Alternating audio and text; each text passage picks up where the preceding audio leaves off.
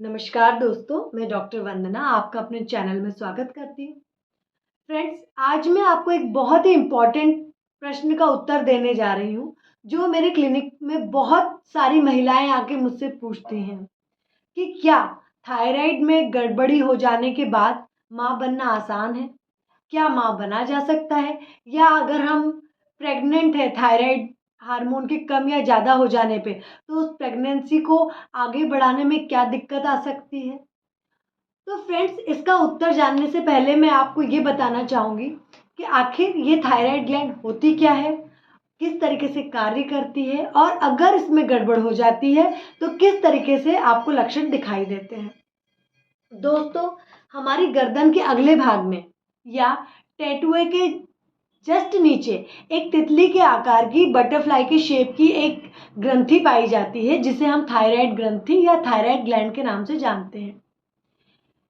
इस ग्रंथि से निकलने वाले हार्मोन T3, T4, TSH, इन्हीं के बैलेंस में जब गड़बड़ी आती है तो हम उसको थायराइड का बढ़ जाना या थायराइड का घट जाना बोलते हैं। दोस्तों, थायराइड हार्मोन एक बहुत इंपॉर्टेंट हार्मोन होता है जो डायरेक्ट या इनडायरेक्ट रूप से बॉडी की सभी गतिविधियों पर असर डालता है। जब T3, T4 बढ़ जाते हैं और TSH कम हो जाता है तो उसे हम कहते हैं थायराइड का बढ़ जाना या हाइपर थायराइडिज्म। वहीं इसके उलट अगर T3, T4 कम हो जाते हैं और TSH बढ़ जाता है तो इसे हम बोलते हैं थायराइड का कम हो जाना या हाइपोथायराइडिज्म। फ्रेंड्स, अब कैसे पता करेंगे कि हमारे शरीर में थायराइड हार्मोन में गड़बड़ी आ गई है? इसके क्या लक्षण होते हैं?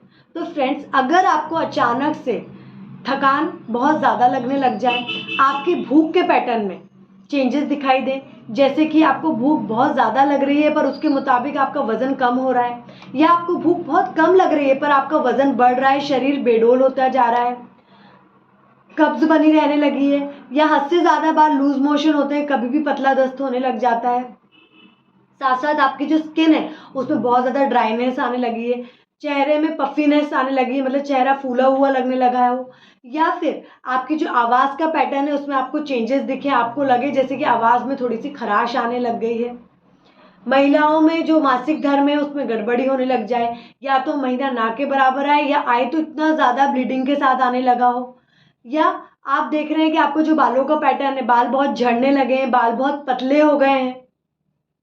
इसके साथ साथ आप ये देख रहे हैं कि मसल्स जो हैं पूरे हाथ पैरों में हमेशा दर्द बना रहता है, धड़कनें जो हैं वो अनियंत्रित महसूस होने लग जाती है। तो फ्रेंड्स, ये सारे कुछ लक्षण रहते हैं जो आपको इंडिकेट करते हैं कि हो सकता है आपके शरीर में थायराइड हार्मोन कम या ज़्यादा होने लगा हो।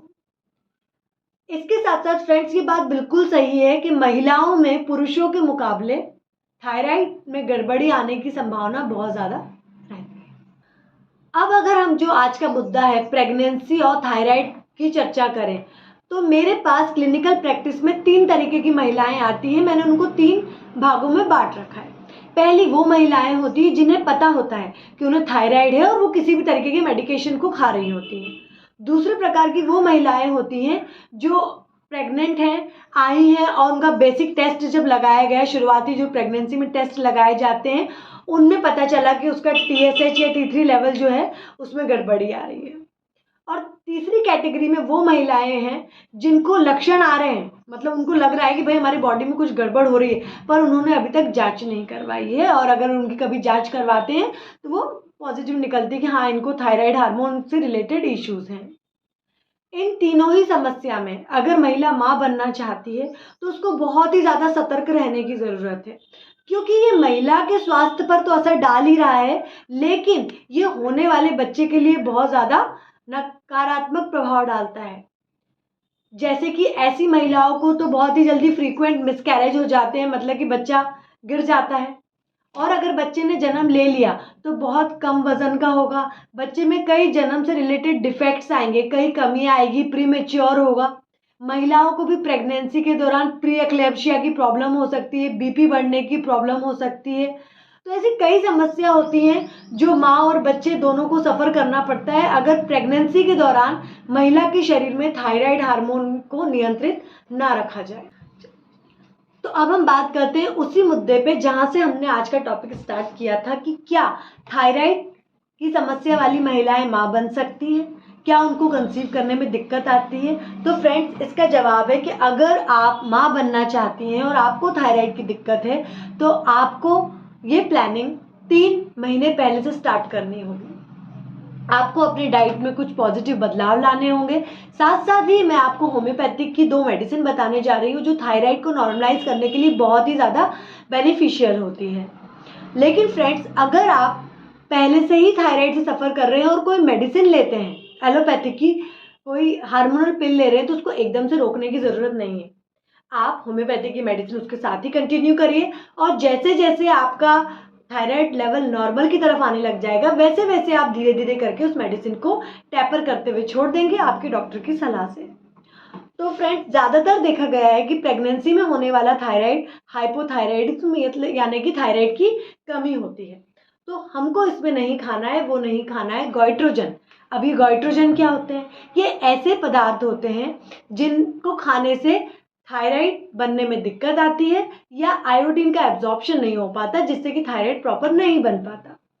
कौन कौन से पदार्थ आपको नहीं खाने हैं? आपको सोयाबीन से बनी चीज़ें नहीं खानी, जैसे कि सोयाबीन की बड़ी या फिर टोफू।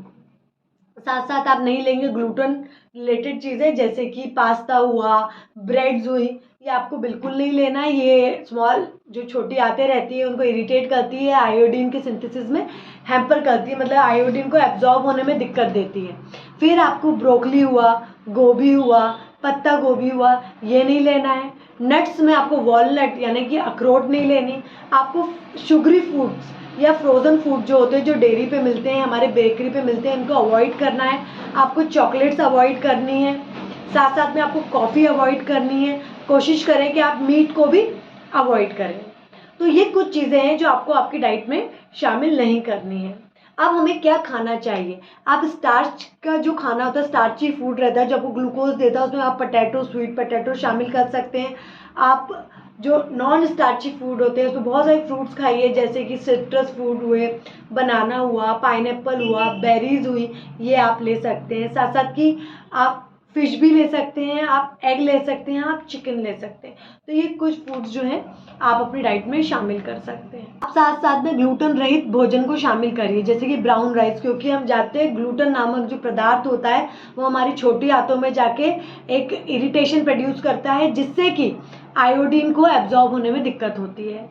फिर आप अपनी डाइट में जो खाना बनाते हैं उसमें हेल्दी तेल का इस्तेमाल करिए, जैसे कि जैतून का तेल हुआ या नारियल का तेल हुआ, आप इसका इस्तेमाल कर सकते हैं। आप दही का उपयोग कर सकते हैं खाने में। साथ साथ में अगर आप नट्स के शौकीन हैं तो आप बादाम को भी ले सकते हैं। अगर मैं होम्योपैथिक मेडिसिन की बात करूं तो फ्रेंड्स, मैं बात कर रही हूँ थायराइडिनम 3x की।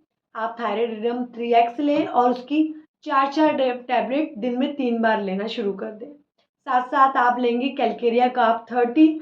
आप इसकी 6 गोली सुबह शाम ज़बान के नीचे रख के चूसें। आप देखते हैं जो 1.5 से लेकर 2 महीने बाद आपका जो आप रीटेस्ट कराएंगे थायराइड का, तो आप देखते हैं कि आपका जो थायराइड का लेवल है वो काफ़ी हद तक नॉर्मल की तरफ आने लग गया है। और जब आपका थायराइड नॉर्मल की तरफ आने लग जाता है, यही करेक्ट अवधि है जब आप माँ बनने के लिए अपना अगला स्टेप ले सकती हैं। तो दोस्तों, ये था मेरा आज का टॉपिक। आपको कैसा लगा मुझे ज़रूर बताइएगा। अगर आपके मन में कोई जिज्ञासा है, कोई प्रश्न है, तो ये मेरा व्हाट्सएप नंबर है, आप मुझसे संपर्क कर सकते हैं। अगर अभी तक आपने मेरा चैनल सब्सक्राइब नहीं किया तो फटाक से सब्सक्राइब कर दीजिए, ताकि आपको मेरे आने वाले वीडियोस की जानकारी मिले। और हाँ, बेल आइकन को दबाना नहीं भूलिएगा। मैं मिलूंगी आपसे अपने अगले लेक्चर में। जब तक कि मैं डॉक्टर वंदना मारू नामदेव कहती हूँ आपसे